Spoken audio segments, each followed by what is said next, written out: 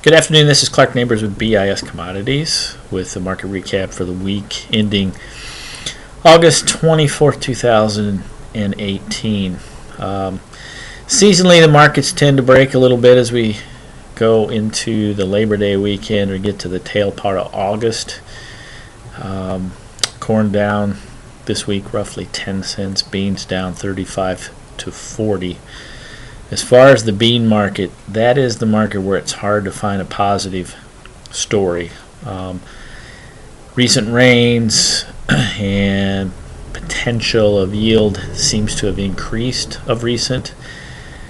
Pro Farmer this week just announced this afternoon U.S. soybean yield of 53 bushels an acre, which, if is the case, would be a new U.S. record.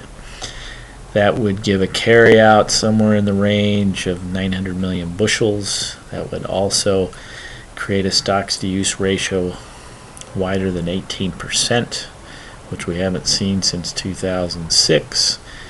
So when you throw that together, along with increasing acres in Brazil, perceivably here in the planting season coming up, and the continued situation with the Chinese trade situation, not a lot of positive things to talk about in the bean market right now, and that's very reflective when you look at basis levels. In many cases, I think we're looking at basis levels at record low levels or levels we haven't seen in many years.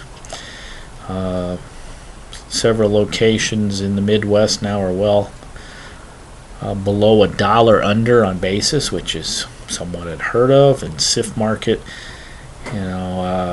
single digits over the November for October. I can't recall the last time we've seen that kind of basis. So, and then you tie that in with the wide carries in the market, where we're seeing 47 cents carry from November to July.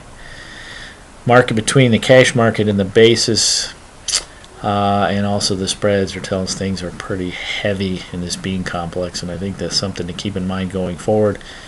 Would not be totally shocked to see the bean market go test recent lows. Corn on the other side,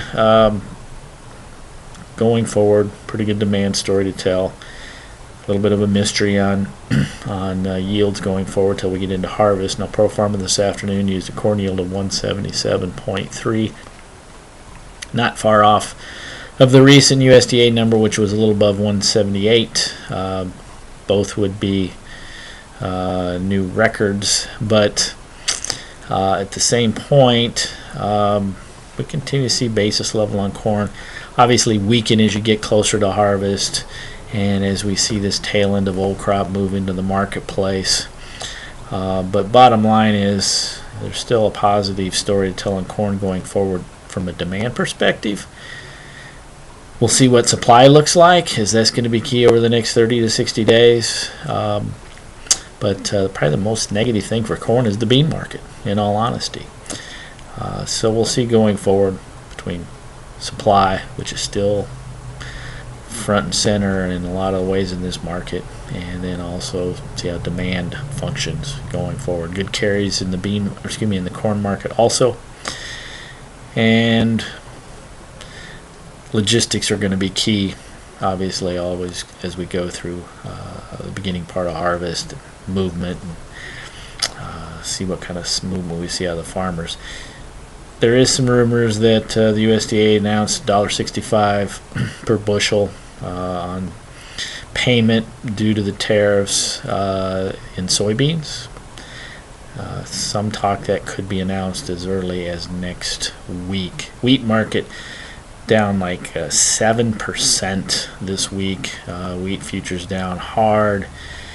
Technically seeing some pressure. Commitment to Traders report still show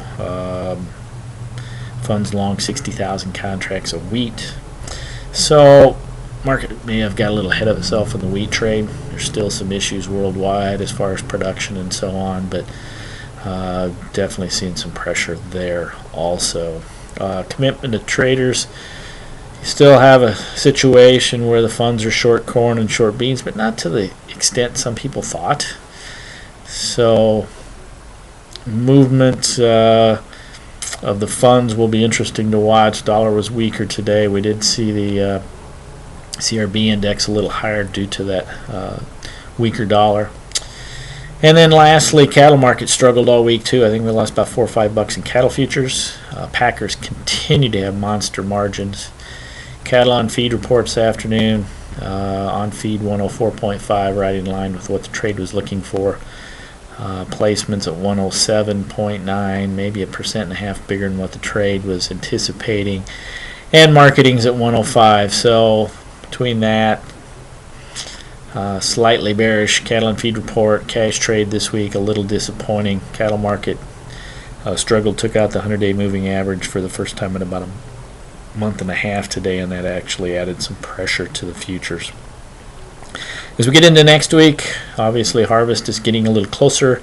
September crop report is on the 10th, and the 600-pound gorilla in the room is what happens with the Chinese trade situation going forward. So if you have any questions on any of these markets, feel free to call us at the office, 1-800-373-2525, or catch us at BIScommodities.com. With that, we wish everyone a very nice weekend.